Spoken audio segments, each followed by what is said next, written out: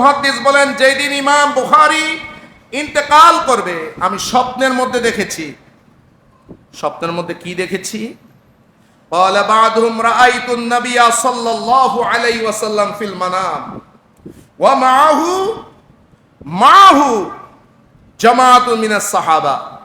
আমি স্বপ্নের মধ্যে আমার নবীকে দেখতে পেয়েছি।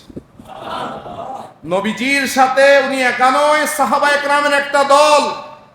ওয়া হুয়া ওয়াকিফুন, আমার নবী দাঁড়িয়ে আছেন। ফাসাল্লামতু আলাইহি, আমি আমার নবীকে সালাম দিলাম। ফাসাল্লামতু আলাইহি সাল্লাল্লাহু আলাইহি ওয়াসাল্লাম ফিহা, আমি আমার নবীকে সালাম দিলাম, আমার নবী সালামের উত্তর দিলেন। ফাকুলতু মা ওকুফুকা হেনা ইয়া রাসূলুল্লাহ, ইয়া রাসূলুল্লাহ এই জায়গার মধ্যে আপনি কেন দাঁড়িয়ে আছেন? তখন আমার নবী উত্তর দিল, শুনো, ক্বালা আনতাজিরু মুহাম্মদ ইবনে ইসমাঈল, আমার জন্য কায়নাত দাঁড়িয়ে থাকে। আমি যখন মেরাজে যাই আমি নবীর জন্য গোটা কায়নাত অপেক্ষা করে। আমি ছিলাম মুনতাজার, সকল আমার জন্য ইন্তজার করছে নবীরা, আর আমি নবী মুহাম্মদুর রাসূলুল্লাহ আজকে ইমাম বুখারীর জন্য আমি ইন্তজার করতেছি। বলুন না সুবহানাল্লাহ। আপনি এটা দেখেছেন স্বপ্নে? তখন তো আর মোবাইলের যুগ ছিল না।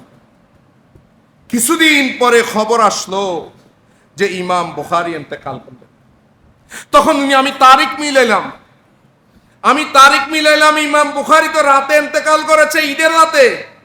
আমি তারিখ মিলাইলাম, ফানাজারতু, আমি তখন গবেষণা করে দেখলাম সেটা ওই রাতেই ছিল যেই রাতে আমি আমার নবীকে দেখতে পেয়েছি। সাহাবায়ে কেরামকে নিয়ে ইমাম বুখারীর জন্য ইন্তজার করতেছেন।